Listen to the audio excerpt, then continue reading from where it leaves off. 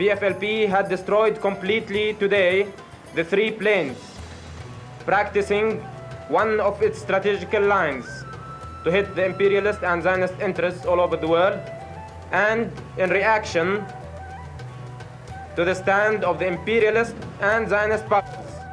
Behind the scenes, there was tension between allies Britain and the United States after British Prime Minister Edward Heath decided to secretly negotiate with the terrorists. US President Richard Nixon, on the other hand, favored direct military action. He instructed his Secretary of Defense, Melvin Laird, to arrange for PFLP positions to be bombed in retaliation for the hijackings. However, Laird told his president inclement weather made this impossible.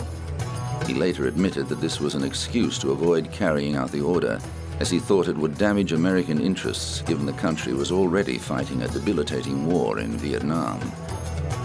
Nixon also announced that armed air marshals would travel on US commercial flights and that security would be stepped up at US airports. Calling hijacking piracy of the skies, he called on the international community to suspend airline services with countries that refuse to punish or extradite hijackers. The British government quickly assessed that a military solution was impractical and concentrated on resolving the standoff through diplomacy. It successfully negotiated an extension of the 72-hour deadline, and 6 days later, after an assurance that Khaled would be freed, most of the women and children were released. Jordan's leader, King Hussein, ended his policy of tolerating Palestinian militant activities in his country and launched an all-out war on the Palestinian Liberation Organization. The situation reached crisis point when Syrian tanks crossed the border. Hussein took the unprecedented step of secretly requesting that Israel launch a counterstrike, an appeal it denied. Within a year, the PLO had been driven from Jordan and set up headquarters in Lebanon, an act that was to have bloody consequences for that country. But the PFLP judged the hijackings a success. Spokesman Bassam Abu Sharif recalled the confusion among some of the American passengers who had no sense of the geography or history of the Middle East. One man thought they'd landed in Africa.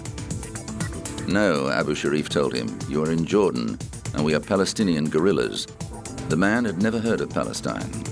By the time the situation was resolved, many more Americans knew about the Palestinians' grievances. The events of Black September were the prelude to a more violent chapter in the struggle for the Palestinian cause.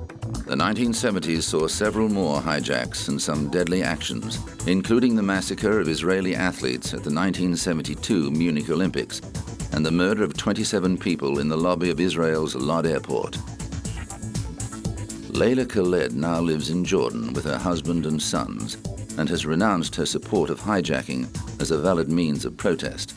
However, she says she stands by her actions in 1970 and believes the hijackings brought the Palestinian cause to world attention and demonstrated that governments could be held to ransom when the lives of their citizens were under threat.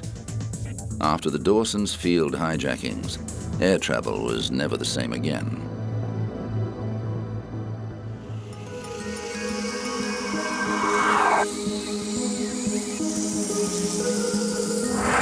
Coming up, Naomi Campbell's costly temper tantrum.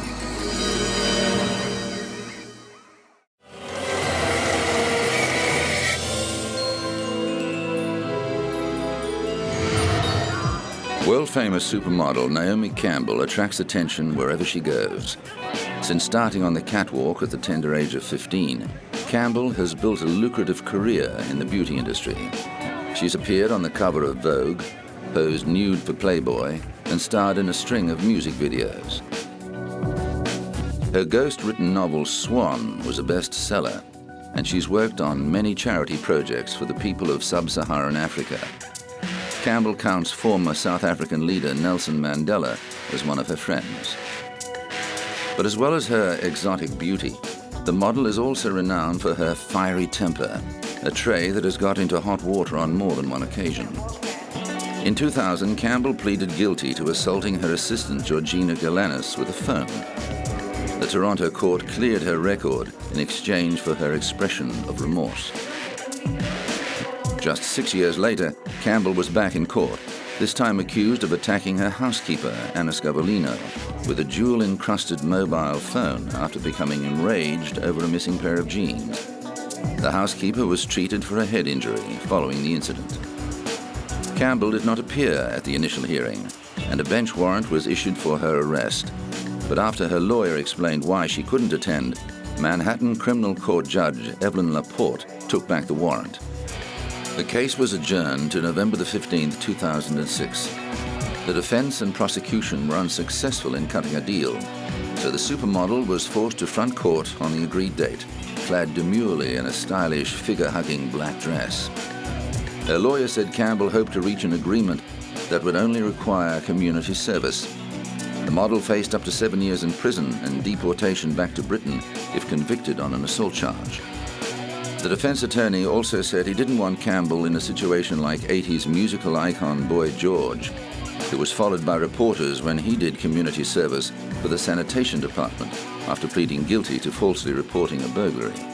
He said Campbell was fully aware of the gravity of the situation. Naomi is taking it seriously, but I don't think that's any big whoop, because no one who's gone through the system, who's been arrested and fingerprinted and photographed and brought in front of a judge and bail was set, no one under those circumstances takes these things cavalierly.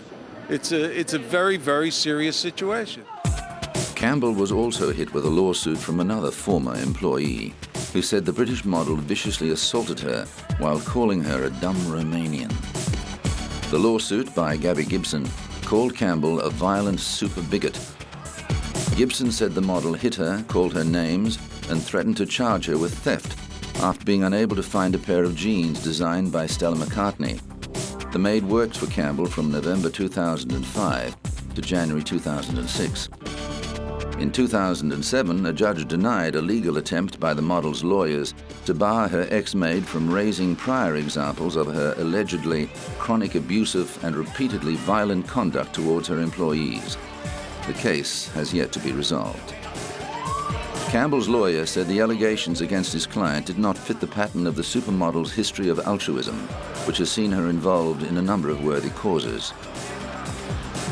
But she's also constantly contributing to the public at large, whether it be cancer research or whether or not it be AIDS research or whether or not it be for providing for underprivileged children like the Nelson Mandela Children's Fund. All over the world, she has done a magnificent job to circumvent all of that and suggest that she's a discriminating individual or a hateful individual is just absurd. It just doesn't fit within the fabric. On the matter of the telephone assault, Campbell's defense team struck a deal with the prosecution that saw the supermodel pleading guilty to reckless assault in exchange for 5 days of community service. Campbell served her sentence at a New York City Sanitation Department garage, where she swept and mopped offices and bathrooms between the hours of 8 a.m. and 4 p.m. Campbell was also ordered to pay her maid's medical expenses and to attend a 2-day anger management program. But just a year later, Campbell was banned from flying on British Airways after an incident at Heathrow's Terminal 5. The 37-year-old model was arrested on suspicion of assaulting a police officer and later released on bail after being removed from a flight to Los Angeles.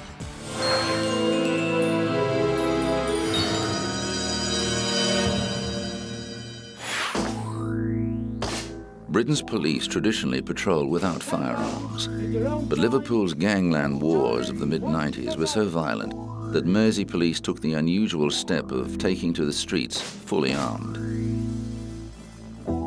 Officers needed protection against the hardened gangs that were fighting over control of the city's nightclubs and drug distribution. The explosive dispute led to the shooting death of David Ungi, the head of a powerful local family, in May 1995. A further 9 shootings rocked Liverpool as the gangs retaliated against each other.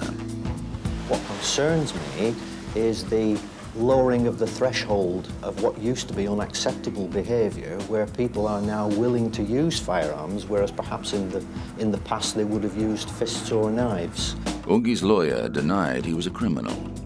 What I have to say is that in any major city in this country, there are obviously criminal elements, some more organized than others. But I'm not aware, as a solicitor who's been practicing here for 20 years, of any organized mafia in this city. Certainly in my conversations with senior police officers, there's been no suggestion that my clients are part of a criminal mafia. But the godfathers of crime in Liverpool had access to some of the deadliest weapons. One police raid netted 4 Uzi machine guns. Carrying weapons has suddenly become a fashion accessory to those people of that kind of mind who feel that they must carry weapons and flaunt them and every now and then fire them off. Doctors at the city hospital were appalled with the wounds they had to deal with.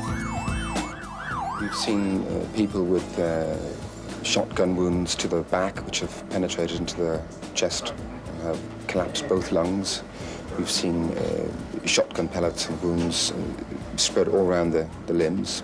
We've seen limbs almost taken off with shotgun sprays. We've obviously seen chest injuries of all sorts. Some of them requiring the chests to actually be opened, but many of them just requiring to be taken to the operating theatre very, very quickly. But it was the emotional wounds inflicted on the locals that concerned community leaders. The great majority of people in Toxteth are not lawbreakers, they are not violent people, they are not involved in criminal gangs or anything like that, and their lives are being disrupted by what they see going on around them. And the fear is one part of the community would be turned against another. There's no reason why it should, but when people are feeling insecure, then all sorts of things can result. As the main port of entry for illegal firearms and drug importation, Liverpool continues to be a hotspot for violent crime and home to some of Britain's most trigger-happy criminals.